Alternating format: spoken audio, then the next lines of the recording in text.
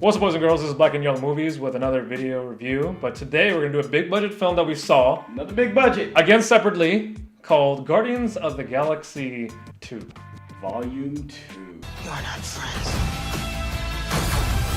No, we're family. Except maybe her.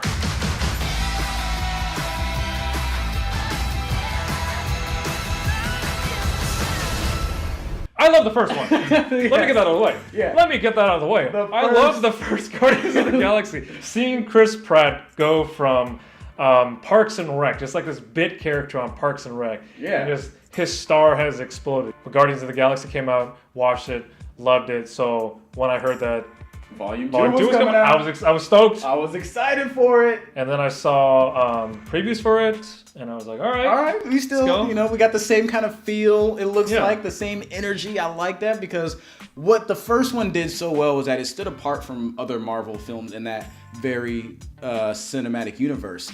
It was more of a space opera.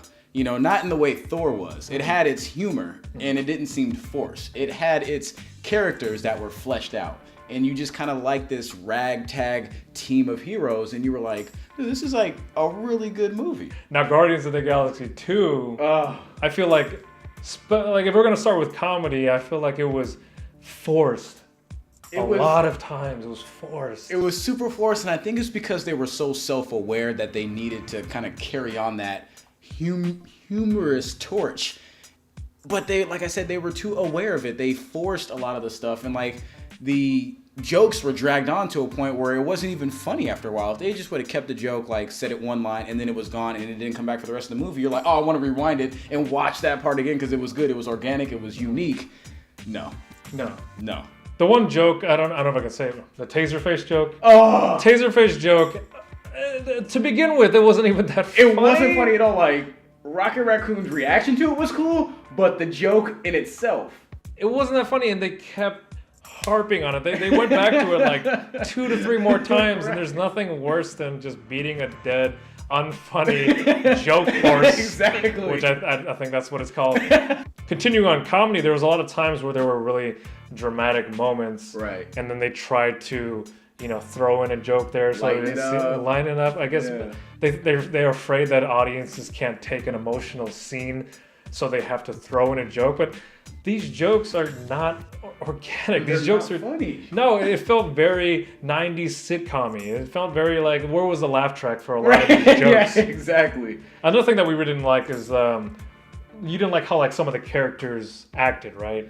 They didn't feel genuine, didn't feel true to what their characters were supposed to be. Right. You had these, and it goes along with the jokes being thrown in there. You had these characters that would act one way, and then a joke would happen, and it seemed like they would almost break character just to relieve the joke. And it's like, okay, first of all, we're not slow. We are human beings. We know how to take a joke at face value, so just let us interpret it at our own value. And no, but they had to have a character laugh with it to make it seem like it would entice you to laugh with them. Well, it was once a strength in Guardians of the Galaxy 1, and I feel like maybe he heard all the great publicity from his first film about the comedy from audiences, and he felt like he had to reach that level again, but he just tried too hard. And the thing about what makes a good franchise is that you try something new within its realm. This didn't try anything new. Now, there is one part of the movie that I did enjoy, and that's that they really dug more into the characters' backgrounds. I did think that was really cool. I thought, finding out more about Chris Pratt and his parents, finding out, Zoe Saldana's sister and how Gamora and Nebula, their relationship as sisters for Thanos. It was there was about 3 different background stories that they were really trying to get through. Right, and they did it to a certain extent. There was a certain extent where when they were talking to each other between characters, that's when I was the most intrigued, because I'm like, oh, I want to know more. I want to find out more. And then comes a joke. And then comes the next action scene. And it just kind of leaves you with longing. You're like, it was going good, develop that. And they did maybe 20, 40, 50, who knows how much longer, but they disrupted the flow so many times. Yeah. And that was kind of ugh. I was like, it's great. I love that you're trying to go through the backstory, like you said, but they didn't do the juggling act very well, and they yeah. tried to stuff a lot of it down our throats. Where it's They like, did. it would have been sad and it would have been well done if there was more time given to it. Right. But it was just like, oh, you were built. Right. I'm a machine. I didn't want to be built. Right. Because Rocket Raccoon, for me, honestly, is a very intriguing character. But when you only give him, you know, basically the comic relief, you're sacrificing a really good opportunity. And that's what they did a lot with this movie. They sacrificed opportunities, and they could have made a phenomenal film, and they made a okay one.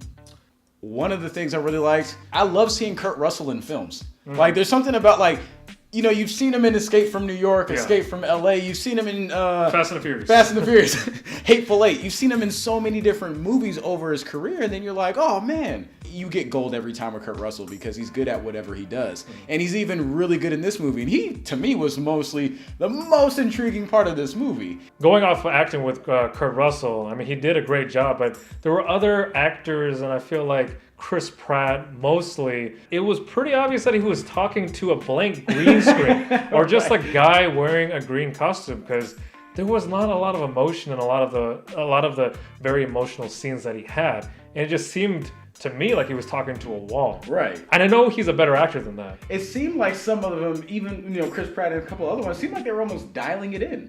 It didn't seem like they were really like invested in what they were doing. And maybe it's because they're so comfortable with these characters, they feel like they don't have to try anything. But as an audience member, I felt that. For a movie that's so, you know, emotionally driven because of these 4 backstories, especially like Peter Quill and his father, acting, I feel like, was pretty important in this movie.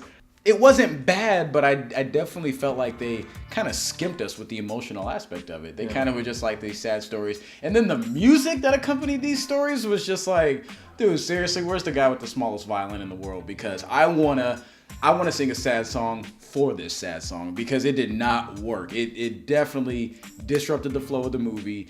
It didn't hit home like they expected it to, and I think it almost seemed like this movie was made for people who had never seen the first one. When your acting isn't good, when your storyline isn't good, when your comedy isn't good, and these are supposed to be some of these are supposed to be the strengths of this movie. That's what a film is built on. If you can't even do the things that you're supposed to be good at, how is your movie supposed to be good? Right. I'm surprised that it's like at an 8.0, 8.1 on IMDb based on like 100,000 reviews by the people who, you know, not by critics, but by the people who, you know, the audiences. And I guess you like what you like. I don't know what they're commending it on. Like, does it have entertainment? Yeah, but is the entertainment anything different from what we haven't seen from another superhero film? No. There's nothing that it holds on its own merits like the first Guardians of the Galaxy did, which was phenomenal. So for our final reviews on Guardians of the Galaxy Volume 2, I'm going to give it a 6 out of 10. I like Marvel movies just because I have a very big nostalgia because I used to read comics, so maybe that's why I gave it a little higher score. But a 6.0, there were just too many things that it was lacking. It was lacking comedy, like I said, acting, emotion, and the things that they tried to do fell flat on its face. I'm gonna probably go with you on the 6. I think I gave it a little bit higher of a score from Alien Covenant because I do feel like, you know, the set pieces were pretty solid. I think that's the only thing that kind of put it above. I do like that kind of space opera feel. With Alien Covenant, I feel like I was still on Earth, but just like in the backwoods of Australia. With this one, I definitely didn't feel like I was on Earth, so I thought they did that well. But other than that, like, the movie didn't really hold my interest. It didn't really do much for me. It's not horrible, but it just didn't really entertain me. And so a 6 is probably going to be my final score. I hope to do better with the next one. Yeah, I hope so too. Well, that was Black and Yellow Movies reviewing Guardians of the Galaxy 2. Comment below if you really liked it or you felt the same way we did.